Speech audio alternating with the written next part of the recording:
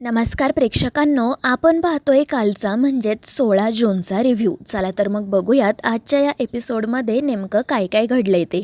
तर पहिल्याच सीनमध्ये आपल्याला असं बघायला मिळतं की अंबिका जे काही बोलून गेलेली असते त्यामुळे मंजिरी चिडलेली असते. ती वैतागून चिडून मनाशी म्हणत असते की अंबिका, तुझा आत्मविश्वास आता खूपच वाढला आहे. ठीक आहे, माझा एक डाव फसला असेल पण यापुढे तसं होणार नाही. तुम्हा दोघींना त्या वेदाची खूप काळजी वाटते ना, मग आता तुम्ही त्या वेदाला माझ्या तावडीतून वाचवून दाखवाच. आणि मग त्यानंतर ती हसतच तिच्या त्या कालमुखमणीला स्पर्श करते आणि एक मंत्र म्हणायला सुरुवात करते.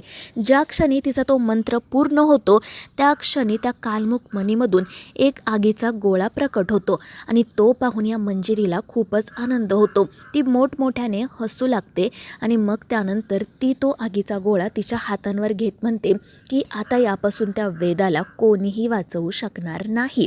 त्यानंतर आपल्याला असं बघायला मिळतं की मीरा वेदाचे केस विंचरत असते आणि त्यावेळी ती म्हणत असते की एका मुलीची मजा आहे बाबा आता, कारण तिला तिचे बाबा बाहेर फिरायला घेऊन जाणार आहेत. आणि त्यावेळी वेदा हसून म्हणते की आई, आज मी खूप दिवसांतून बाहेर फिरायला चालले, त्यामुळे मी खूप मजा करणार, बाबाला कशाला नाही म्हणूच देणार नाही. आणि त्यावर मीराही हसतच हो म्हणते, पण त्याचसोबत ती वेदाला तिची काळजीही घ्यायला सांगते. त्यानंतर वेदाने हट्ट केलेला असतो म्हणून मग मीरा वेदाच्या केसांमध्ये गुलाबाचं फूल लावते आणि तिला व्यवस्थितपणे तयार करते. त्यानंतर ती वेदाला सांगते की वेदा बाळा, आता तू इथेच बैस, थोड्या वेळामध्ये तुझे बाबा येतील, तोपर्यंत मी वॉशिंग मशीनला कपडे लावून येते. हे बघ, तू कुठेही बाहेर जायचं नाही बरं का. त्यावर वेदा म्हणते हो गाई, आता मी मोठी झाले, मला माहिती आहे. आणि त्यावर मीराही हसून हो म्हणते आणि वेदाच्या कानाच्या पाठीमागे काजळ लावत म्हणते की माझ्या बाळाला कोणाचीही नजर लागायला नको.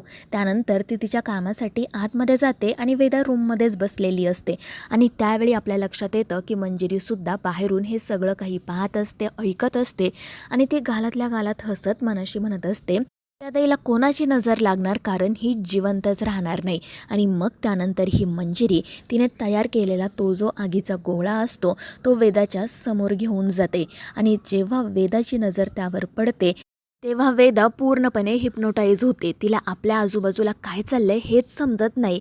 ती फक्त एकटक त्या आगीच्या गोळ्याकडे बघत असते आणि मग ती हळूहळू त्या आगीच्या गोळ्याच्या सोबत त्या रूममधून बाहेर पडते. आणि हे पाहून मंजिरी खुश होते. ती तिथेच असते परंतु वेदाला तीही दिसत नसते. आणि मग त्यानंतर आपल्याला असं बघायला मिळतं की वेदा त्या आगीच्या गोळ्याच्या पाठोपाठ अगदी बाल्कनीमध्ये येऊन उभी राहते. मंजिरी त्यावेळी खाली जाऊन थांबलेली असते. ती वर असणाऱ्या वेदाकडे हसतच पाहत असते आणि मग त्यानंतर ही बाई एक वेगळाच डाव खेळते. ती त्या गोळ्याला थेट खाली घेऊन येते जेणेकरून त्याच्या पाठोपाठ वेदाने सुद्धा खाली यावं. आणि त्यावेळी वेदासुद्धा अगदी तसंच करते. पण त्यावेळी तिला कोणतीही दुखापत होत नाही, कारण मंजिरीने तिच्या शक्तीने तिला अगदी व्यवस्थितपणे खाली आणलेलं असतं. आणि मग ती हसतच म्हणत असते की खरं तर या वेदाला मी दादासाहेबांसारखंच मारून टाकलं असतं, पण मग त्या अथर्वला संशय आला असता म्हणून मला हे सगळं करावं लागलं. पण आता मी हिला तिच्या आईसारखं मारणार. ज्याप्रमाणे अंबिका गेली त्याचप्रमाणे वेदाही जाणार. आणि ती मोठमोठ्याने हसू लागते. त्यानंतर आपल्याला असं बघायला मिळतं की दुसरीकडे मीरा वॉशिंग मशीन लावून बाहेर आलेली असते, पण रूममध्ये वेदा नाही आहे हे पाहून ती काळजीत पडते आणि वेदाला हाक मारू लागते. तिला वाटतं की वेदा तिथेच कुठेतरी असेल, पण थोड्याच वेळात तिच्या लक्षात येतं की वेदा घरातच नाही आहे आणि त्यामुळे ती घाबरते आणि बाहेर धाव घेते. इकडे ही मंजिरी त्या आगीच्या गोळ्याच्या मदतीने वेदाला आउट हाऊसच्या दिशेने घेऊन जाण्यासाठी निघालेली असते. ती वेदाला तिच्या इच्छेनुसार खेळवत असते. वेदाला काय चालले काहीच समजत नसतं आणि ते पाहून मंजिरीला मात्र खूपच मजा येत असते. आणि मग त्यानंतर जेव्हा त्या आउट हाऊसच्या बाहेर जातात तेव्हा त्या आगीच्या गोळ्याचा आकार खूप जास्त मोठा होतो आणि ते पाहून मंजिरी खुश होते. दुसरीकडे आपण असं पाहतो की अथर्व कॉफी पीत बसलेला असतो. तितक्यात तिथे येते मीरा. ती त्याला विचारते की वेदाचे बाबा, तुम्ही वेदाला पाहिलंत का? तर तो घाबरून म्हणतो म्हणजे अगं ती तुझ्यासोबत होती ना? त्यावर मीरा म्हणते हो, ती माझ्यासोबतच होती, पण मी वॉशिंग मशीनला कपडे लावायला गेले आणि तेवढ्यात ती कुठेतरी निघून गेली. आणि हे ऐकून अथर्व खूप चिडतो, मीराला म्हणू लागतो की मीरा काय आहे हे सगळं. आपण दोघांनी ठरवलं होतं ना की आपल्यापैकी कोणीतरी एक सतत वेदासोबत असेल. त्यावर मीरा खाली मान घालून म्हणते, हो वेदाचे बाबा माफ करा, मला माझ्याकडून चूक झाली. तितक्यात तिथे येते नर्मदा. अथर्व तिलाही विचारतो तर नर्मदा म्हणते, नाही रे, मी तर वेदाला काही पाहिलं नाही. त्यामुळे मीरा अथर्व आणखीन काळजीत पडतात. पण तितक्यात ती नर्मदा घाबरून असं म्हणू लागते की अरे अथर्व, कालपासून ती मायासुद्धा गायब आहे. मला असं वाटते की मायानेच वेदाला पळवलं असेल. पण अथर्व म्हणतो की आत्या असं काही नाही आहे. तर मीराही म्हणते, हो आत्या, वेदाना आत्ता 5 मिनिटांपूर्वी माझ्यासोबत होती, अचानक कुठे गेली काय माहिती. आणि ते ऐकून नर्मदा काळजीत पडते. त्यानंतर अथर्व हिला शोधण्यासाठी टेरेसवर जातो तर मीरा घराच्या बाहेर. त्यानंतर आपल्याला असं बघायला मिळतं की ही जी मंजिरी असते ती वेदाजवळ जात तिला सांगते की वेदा, ही तुला जी आग दिसते ना त्याच्या पलीकडे तुझी आई उभी आहे आणि बघ बरं, ती तुला हाक मारते, जा तिच्याकडे. आणि त्यावर आपली ही वेदा ही मान डोलावत हो म्हणते आणि एक एक पाऊल पुढे टाकायला सुरुवात करते. आणि हे पाहून मंजिरी खूपच खुश होते, कारण फायनली तिचा डाव यशस्वी होणार असतो.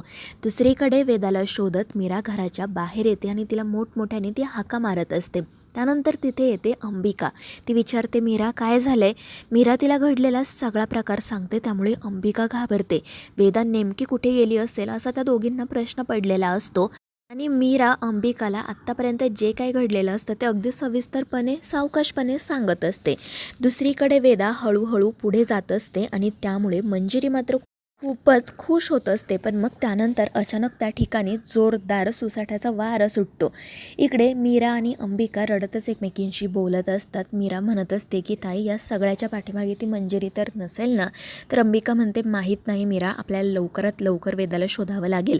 आणि त्याचवेळी तो जो सुसाट्याचा वारा असतो तो त्या दोघींपर्यंत येऊन पोहोचतो. त्या वाऱ्यामुळे मीरा थोडीशी घाबरते. तिला त्यात नीट उभंही राहता येत नसतं. अंबिकाला मात्र काही होत नाही, कारण ती फक्त एक आत्मा असते. पण त्या वाऱ्यासोबत आलेला असतो वेदाच्या केसांमध्ये असणाऱ्या गुलाबाच्या फुलाचा सुगंध. आणि अंबिका आत्मा असून सुद्धा तिला तो सुगंध येतो आणि तिला या गोष्टीचं खूप आश्चर्य वाटतं. ती लगेच मीराला म्हणते की मीरा, तुला फुलाचा सुगंध येतोय का गं? तर मीरा म्हणते, नाही ताई, पण तुला कसं काय येतोय? तू तर आत्मा आहेस ना? तर अंबिका म्हणते की मला तेच तर समजत नाही आहे, पण हे बघ, मला ना गुलाबाच्या फुलाचा सुगंध येतोय. आणि हे ऐकून मीरा म्हणते की अगं ताई, गुलाबाचं फूल तर मी वेदाच्या केसात माळलं होतं. आणि हे ऐकून अंबिकाला भीती वाटू लागते. नक्कीच काहीतरी गडबड आहे हे तिच्या लक्षात येतं. आणि मग त्यानंतर ती तिच्या शक्तीने त्या वाऱ्याची दिशा ओळखते आणि बरोबर मीराला घेऊन तो वारा जिकडून वाहत आलेला असतो तिकडे जायला निघते. त्यानंतर तिथे येते नर्मदा. पण तोपर्यंत या दोघीजणी पुढे निघून गेलेल्या असतात, म्हणून मग नर्मदा पुन्हा घरात जाते. मग तिथे अथर्व आलेला असतो. तो विचारतो की काय गा आत्या, वेदा इथे तुला कुठे सापडली का? कारण ती टेरेसवर तर नाही आहे.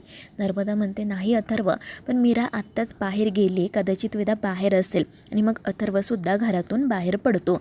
दुसरीकडे आपल्याला असं बघायला मिळतं की वेदा हळूहळू पुढे चाललेली असते. मंजिरी हसत तिच्याकडे पाहत असते. पण तोपर्यंत मीरा आणि अंबिका तिथपर्यंत येऊन पोहोचतात. आणि आउट हाऊसच्या बाहेर सुरू असणारा हा प्रकार पाहून त्या दोघींनाही मोठा धक्का बसतो. अंबिका खूप चिडते आणि मंजिरीला सांगते की माझ्या वेदाला सोड. पण ही मंजिरी हसतच म्हणते की अंबिका, तुला यायला खूप उशीर झाला, आता ना मी काहीच करू शकत नाही.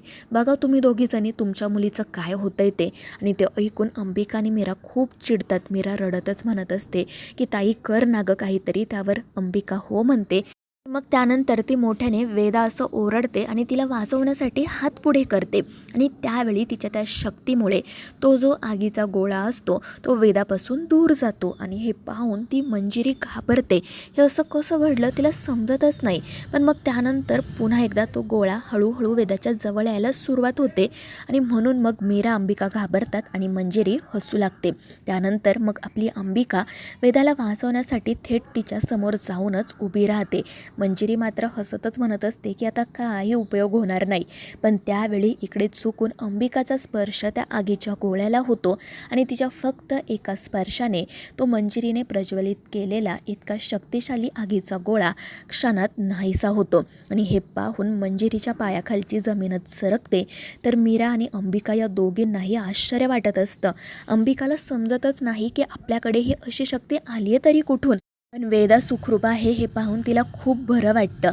तर मंजिरी रागातच तेथून निघून गेलेली असते आणि मग मीरा धावतच वेदाकडे जाते. वेदा रडतच तिला मिठी मारते.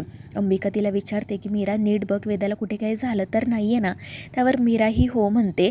वेदाची नीट चौकशी करते. वेदा एकदम सुखरूप असते आणि मग त्यानंतर या दोघीजणी वेदाला घेऊन घरी जाण्यासाठी निघतात. तर मित्रांनो, आता या मालिकेच्या पुढील भागांमध्ये नेमकं काय काय घडणार आहे हे जाणून घेण्यासाठी आपल्या चॅनेलला सबस्क्राईब करा.